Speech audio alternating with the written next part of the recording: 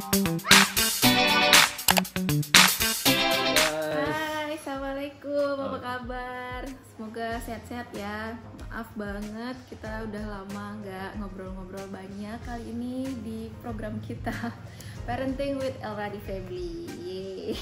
Jangan lupa like and subscribe, share juga. dan jangan lupa di-share kalau misalnya itu bermanfaat. Iya dong. Nah, sekarang kita mau ngebahas tema yang jadi banyak pertanyaan, yaitu gimana sih caranya supaya bayi bisa ngedot? Emang bayi nggak bisa ngedot? Bukan maksudnya. Maksudnya Pakai apa? botol susu kan? Iya, emang semua bayi emang nggak bisa ngedot ya? Ada yang bisa, ada yang enggak. Oh, nggak, jadi ceritanya ada bayi yang bisa ngedot, ada bayi yang nggak bisa ngedot. Sultan, anak kita yang pertama, Ya. itu awalnya dia bisa ngedot. Satu dari Jadi umur berapa tuh? 1 sampai 3 bulan, karena asinya waktu itu banyak ya. ya, Jadi kita pumping, kita ngasih juga baik direct maupun botol. Waktu itu Iya. dia mau. Terus ada kondisi iya, bundanya. semangatnya waktu itu adalah ASI eksklusif sampai dengan 2 tahun. Karena kuota ASI itu terbatas, ada masanya. Jadi di masa-masa lagi banyak ASI, kita pumping. Nah, kita harus nyetok gitu ya. Gitu. Nah, Berasa makanan. jadi kita udah nyiapkan kulkas khusus buat ASI. Nah, tapi ternyata ada satu kondisi waktu itu, Sultan 1 minggu bundanya nggak kemana-mana, nggak ngedot apa? Dia ASI direct sama bundanya setiap hari itu. Ya. 1 minggu.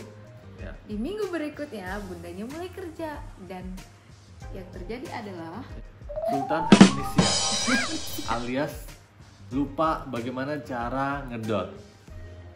Kita juga baru tahu, wah kok bisa ya? dia langsung nolak semuanya, dia langsung nangis. Ayahnya yang waktu itu jagain Sultan panik, bundanya harus cepat pulang karena anaknya nggak ada nutrisi apa-apa kan. Karena anaknya haus, tapi pas dikasih susu yang ditaruh di dalam dot itu menolak, lidahnya tuh dikeluarkan gitu. Jadi seakan-akan dia kayak lupa bagaimana cara minum susu menggunakan dot. Ya udah, akhirnya waktu itu ASI nggak berfungsi maksimal ya. ASI itu yang udah di stok. di stok akhirnya kita pakai untuk MPASI dia setelah 6 bulan.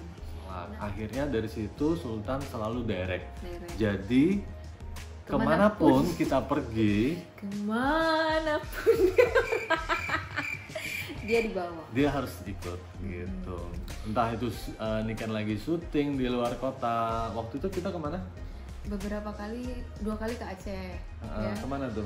Yang ke Banda Aceh, ke Jogja, Ya, terus ke Pulau Banyak. ya ke Pulau Banyak. Itu bayangkan kita bawa anak bayi ke Pulau Banyak dari Jakarta Dari ke Medan. Jakarta naik udara, Dari Medan jalan darat, ke pulau ke Pulau Banyak ya? Bukan, no. Sebelumnya ke Singkil. Nah, dari Singkil kita nyebrang naik perahu ke Pulau Banyak. speedboat kali. Oh bukan iya. perahu. Perahu, ya Allah. Speedboat. Sultan dari kecil dia udah harus Udah ikut-ikutan. adventure deh. Udah adventure. Nah, terus ada satu titik dia itu di umur 8 bulan kan bundanya ketahuan hamil. Tetap masih memberikan ASI karena ASInya masih ada. Sampai akhirnya dia sakit ya. Ada satu kondisi sakit. dia sakit, sementara berat badannya turun terus kan, itu bikin panik ayah bundanya kan, karena berat badannya turun. Akhirnya konsul ke dokter, dan dokter menyarankan gimana pun caranya anak ini harus ditambah dengan susu formula. Dan dokter hari itu menyarankan susu formula yang non laktosa, which is itu susu yang nggak ada rasa ya. Kita aja nggak suka. Itu PR banget cara ngasihnya ke Sultan itu, Masya Gimana Allah. waktu itu? Waktu itu kita ngasihnya gimana? Kan yang upaya banget ngasihnya abang, mulai Iya. dari cara baik-baik, Iya. sampai manipulasi cara gitu ya. Ya awalnya kita masukkan dot juga, kita bikin susu di dot gitu, terus kita kasih, tetap nggak mau. Sampai terus kita paksain gini mulutnya. kita bikin susu di gelas kecil gitu, terus kita suapin dia pakai sendok disembur-semburin. Seperti kita suapin dia kalau dia lagi mau makan gitu. Sampai akhirnya kita pegang badannya dari belakang, terus kita tarik kepalanya begini, terus kita suapin begini sampai begitu. Jadi orang lain mungkin melihat kita kasar banget ya, tapi itulah cara kita untuk gain berat badan dia supaya nutrisinya dapat waktu itu. Gitu. Dan itu cuma 50 mili ya. Cuma 50 mili, sedikit banget. Tapi dan itu berlangsung berapa lama? Hampir dia setahun lah, dari umur dia 8 bulan, 4 bulanan. 4 bulanan, kurang lebih 4 bulanan. Sampai akhirnya kita hopeless ya, hopeless banget. Kita udah konsul ke dokter tetap support, udah kasih aja semaunya dia. Terus kita juga searching semua cara, gimana, kita butuh cara yang instan nih. Ternyata emang nggak ada cara yang instan kalau tidak dimulai dari awal cara itu ya. Terus mulai beli botol susu dari yang harganya terendah sampai harga tertinggi, cobain dia berbagai rasa susu formula yang dia reject sampai akhirnya ya udahlah, kita di satu titik selalu bicara ke anak ya, kita ngobrol ke dia, dan yang kita yakini adalah bahwa semua hal bisa dikomunikasikan. Itu dulu kita yakini, semua hal bisa dikomunikasikan, dan itu anak kita, kalau bukan kita yang bicara siapa lagi? Betul. Kita memilih dari situ cara yang paling baik adalah cara hipnoterapi.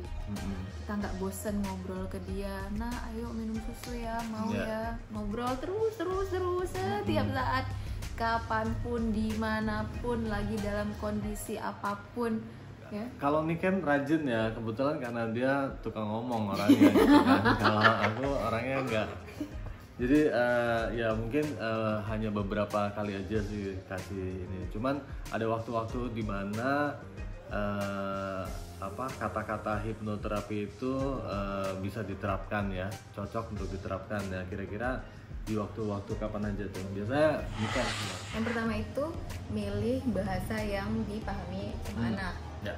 Dan hindari kata-kata negatif kayak jangan, tidak, atau apalah itu yang negatif. Nah terus menerus dilakukan, jangan bosan orang tuanya. Kalau seandainya lupa, saat itu juga langsung bilang ke anak, jangan lupa ini anak, nah gitulah kayaknya. Terus pilih waktu yang tepat. Nah ini yang paling penting nih, waktu yang tepat. Itu biasanya bunda sih yang ngelakuin itu, soalnya ayahnya kan males. Kan ada juga ayah pernah waktu anaknya pernah nyoba-nyoba setelah ngeliatin bundanya ngehipno gitu kan, terus dengerin kata-kata apa sih, kepo juga sih kadang-kadang ya, ngeliatin dengerin apa sih yang diomongin sama bundanya gitu. Oh ternyata bilangnya begitu gitu ya. Sebelum Sultan 1 tahun, pas 2 bulanan kurang lah, 2 bulan sebelum dia 1 tahun. Untuk yang hipnonya ini ya? Yang hipno itu terus menerus nggak bosan. Ada titik hopeless pastilah ini anak, ya Allah kapan dia mau ngedot, kapan ini untuk dia gitu kan. Salah satu kata-kata dalam hipnonya itu adalah apa? Umur 1 tahun Sultan harus. Oh iya. Jadi dikasih target, anaknya tuh dikasih target. Sultan, pas umur Sultan 1 tahun, Sultan berhenti ya. Sultan lanjutin minum susunya pakai botol. Gitu. Terus setiap saat. Dan yang terjadi adalah di umur dia yang ke 1 tahun 4 hari. Kayak mukjizat ya. Iya. Jadi waktu itu ada sepupu. Kondisinya ada sepupu yang datang. Di depan dia ngedot. Ya. Terus dotnya diambil sama Sultan langsung ngedot. Dan itu langsung habis. Dan semua orang melihat terpana gitu. Sultan ngedot gitu. Saya langsung minta sama kakak ipar, Kak boleh nggak pinjam botol susunya buat Sultan, karena takut dia kalau lupa, diganti dot yang lain, botol yang lain mungkin dia tidak mau. Jadi supaya melanjutkan Itu. Jadi menggunakan botol sepupunya. Dan malam itu langsung kita coba dengan susu formula yang dipakai saat itu ya. Iya. Dan alhamdulillah langsung dia mau. Iya. Kayak yang sampai besok-besoknya. Jadi setelah itu kita nggak pernah lagi ada cara-cara yang kasar, nggak pernah lagi ada cara-cara yang menyiksa dia. Lega banget sih, lega, beban juga berkurang, kemudian pressure ke sultannya juga berkurang, kita menjadi orang tua yang lebih baik. Iya, gitu. nggak setiap malam minta maaf sama dia ya. Nggak kasar-kasar lagi, nggak jambak-jambak dia yang harus ayo minum gitu. Ya jambak emang jambak orang tua enggak kali. Nah, berdasarkan cerita itu setelah kita punya anak kedua sekarang Firas, kita akhirnya nggak mau lagi deh ya kayak Sultan itu. Akhirnya sekarang setiap hari Firas itu ada waktu yang kita berikan ASI melalui botol supaya dia bisa menyesuaikan diri antara botol dan puting ASI gitu ya. Gitu sih, supaya orang tuanya tetap bisa bekerja secara normal. Kalaupun dia one day harus ditinggal, orang di rumah nggak gelagapan. Iya, karena ada ASI botol. Ya, ASI perah ya. Ya. Oke, itu cerita dari kita. Semoga bermanfaat untuk teman-teman semuanya. Tetap semangat. Balik lagi, nggak ada yang instan. Semua itu harus direncanakan dan diawali dengan niat ya. Semuanya direncanakan teman-teman. Semoga berhasil. Semoga ini bermanfaat untuk semuanya. Sampai di sini dulu. Next time, kapan-kapan kita ngobrol lagi. Parenting with Elradi Family. Dadah. Assalamualaikum. Assalamualaikum.